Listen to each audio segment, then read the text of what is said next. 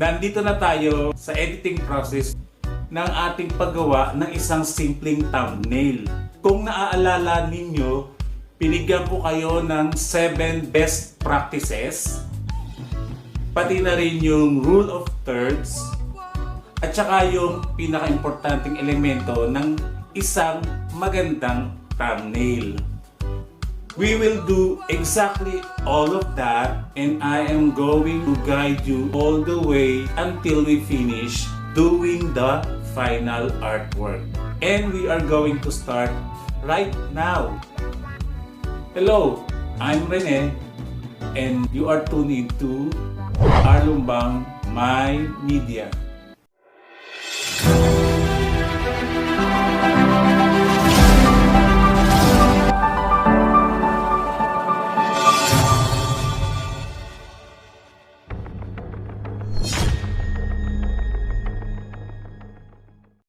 YouTube thumbnail is an important element in your videos. Without an attractive thumbnail, you won't grab the attention of your potential viewers. I remember figuring out how I can make my thumbnail a catchy one as a beginning creator. Which, by the way, if you haven't joined my channel yet, please do subscribe and stay connected. Click the links of some of my tutorial videos down below the description box, so you may have a handful ideas of what my channel is all about. I also remember somebody from one of the YouTube tutorial videos that I've watched saying if you spend a lot of time in making a clickable titles and thumbnails, you will increase your click-through rate, and with a higher click-through rate, YouTube is much more likely to recommend your channel. Don't worry about the number of subscribers which are watching your videos. The most important thing is how many percent of unsubscribed viewers watch your content, because YouTube recommended your clickable channel. So let's jump into it. First, we're going to take some photo shoot of reaction shots, and we will choose one among the photos that will fit our need in making our thumbnail. If you're creating thumbnail images with yourself in them, you can just export a freeze frame as well at the end of every video usually. But in our case, in this case that we are doing a thumbnail episode, we're going to have a personal photo shoot. So let's go!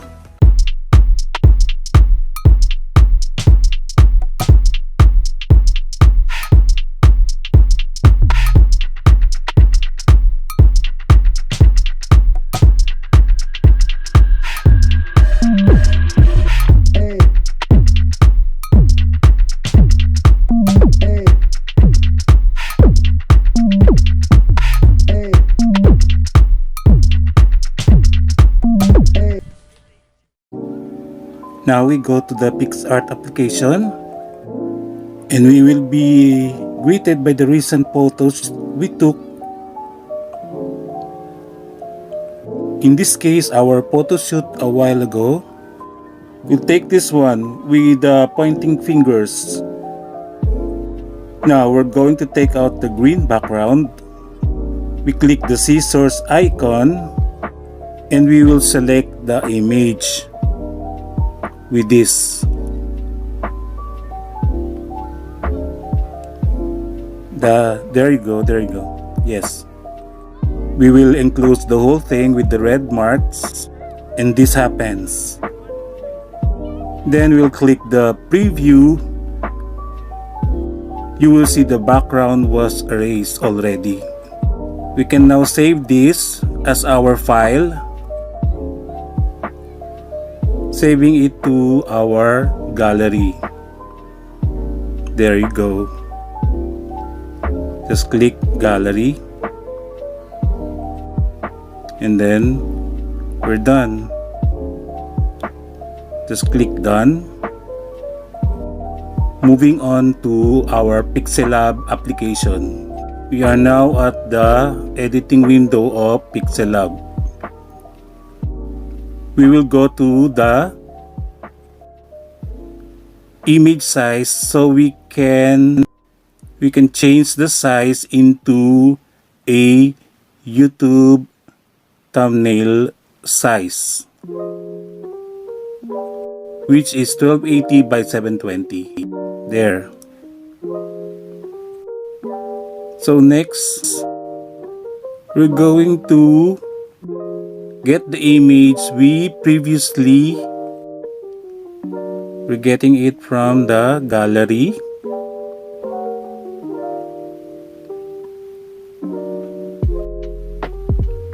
This one, to be exported to the editing window of PixelLab. That one. We're going to change the size and the orientation and the rotation, and this is okay. Now we're going to adjust the color of the subject. First the brightness, and then the contrast, and of course the saturation. That's it. If it's okay, we'll check. The next thing we do is we're going to give the subject a white line so it can be highlighted. That's it. 9. And to enhance more, we're going to give the subject a drop shadow. We'll enable it, and then we're going to change the offset to 8 or 10, and I think this is okay, so I'll check it out.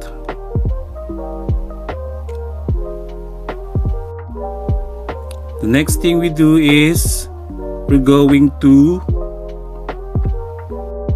get a background from the gallery. Okay, I have several background saved here, and we'll get this one with the grayish blue background.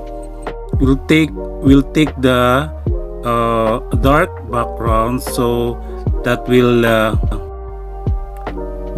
will give contrast to our subject.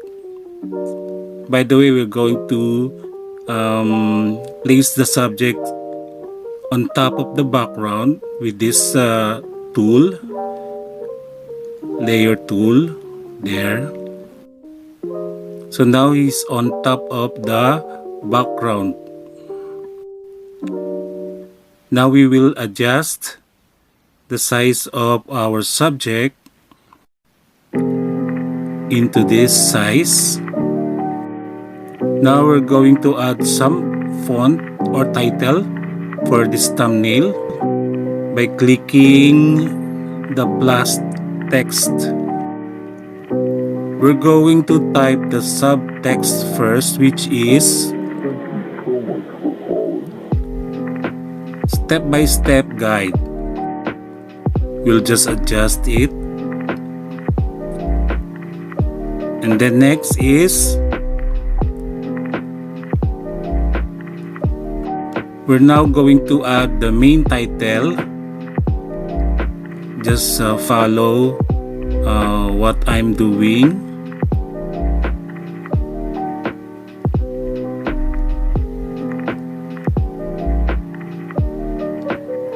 We'll change the font.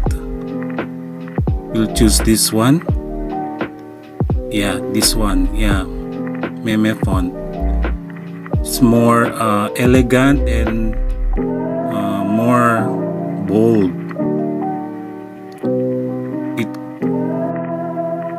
We're going to use the same font for our title. We're just going to add up some attractive features of our main title, just like here, the thumbnail. We're going to put a little background. There you go. We'll adjust it. Going to have it in red, and then we're going to adjust the left and right padding to 45 both. There you go. Yes, that's it.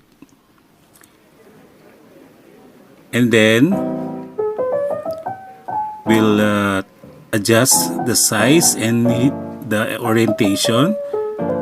We're going to slant it a little bit so it can add a little catchy feature of the title. Next is we're going to copy and put another one down the thumbnail.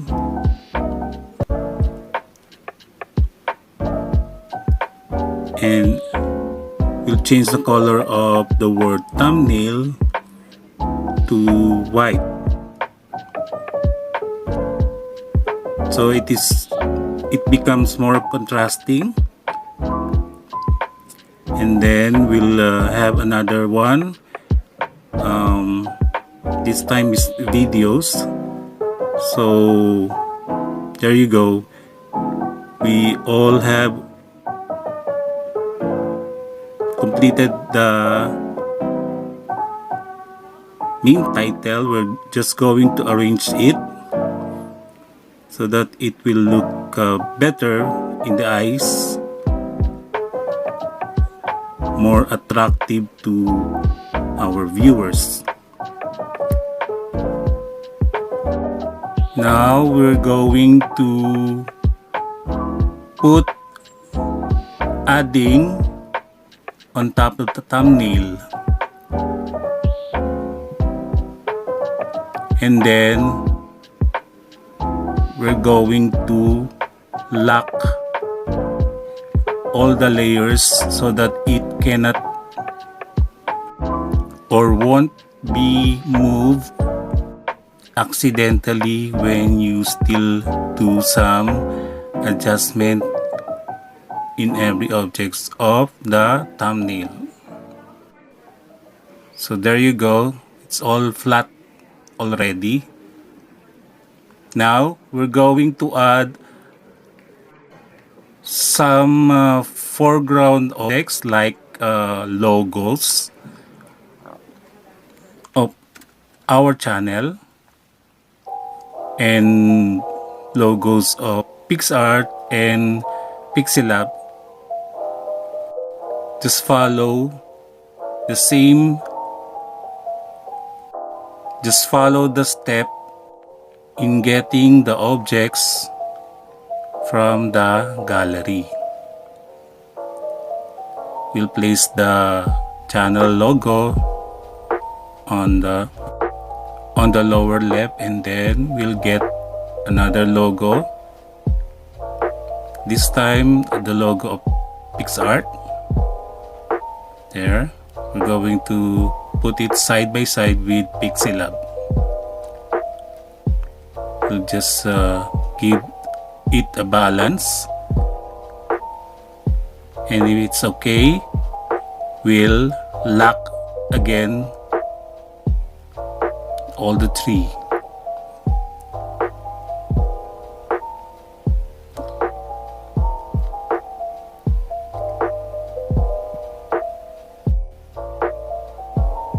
Now we're done. We're going to save it to our gallery so we can use it later.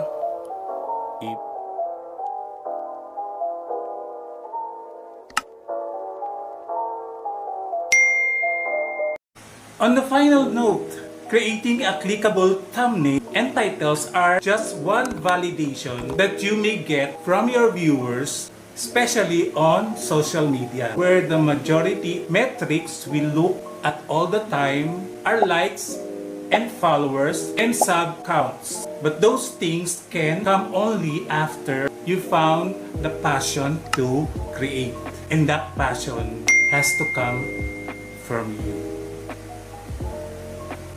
Hi again, this is Rene, and you are watching RLumbang, my media. And I'll see you on my next videos. And as always, fish